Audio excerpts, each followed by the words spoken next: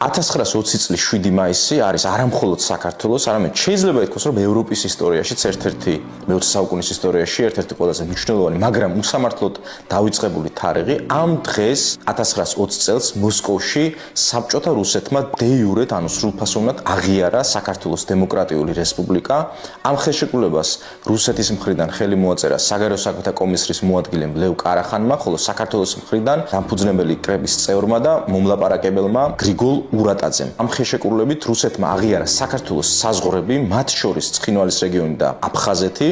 და 2019 წელს გავრილოვის ღამის შემდეგ ჩვენ გვახსოვს, როცა ვლადიმერ პუტინი გამოვიდა მღვარძლიანი სიტყვით და ასაბუთებდა, რომ ცხინვალის რეგიონი და აფხაზეთი არასდროს შედიოდა საქართველოს შემადგენლობაში, მას რა თქმა უნდა არ გახსენებია და სამწუხაროდ არც საქართველოს მთავრობის მხრიდან არავის გახსენებია 1920 წლის 7 მაისის ხელშეკრულება. საინტერესოა, რომ ამ ხელშეკრულების მოლაპარაკებებში ოღონდ რუსეთის მხრიდან მონაწილეობდა იოსებ სტალინი და ამას ძალიან კარგად იხსენებს დავით საღირაშვილი, რომელიც ასევე იყო მეორე მომლაპარაკებელი საქართველოს მხრიდან, საქართველოს სოციალ-დემოკრატიული პარტიის ერთ-ერთი ლიდერი, რომელიც 1922 წელს ოკუპირებული საქართველოსდან ვაიმარის რესპუბლიკის მეცადინეობით გავიდა და საინტერესოა, რომ იოსებ სტალინი იყო საქართველოს აღიარების წინააღმდეგი, საკუთარი სამშობლოს აღიარების წინააღმდეგი, ეს იყო ლენინის გადაწყვეტილება და აი რას ამბობს დავით საღირაშვილი, ეს ციტატა მოცემულია სოვლაბისა და ლაშა-ბუყაძის ერთობლივი ნაშრომის საქართველოს იოსებ სტალინის წინააღმდეგ წიგნში 260 გვერდზე. დავით საღირაშვილი იხსენებს: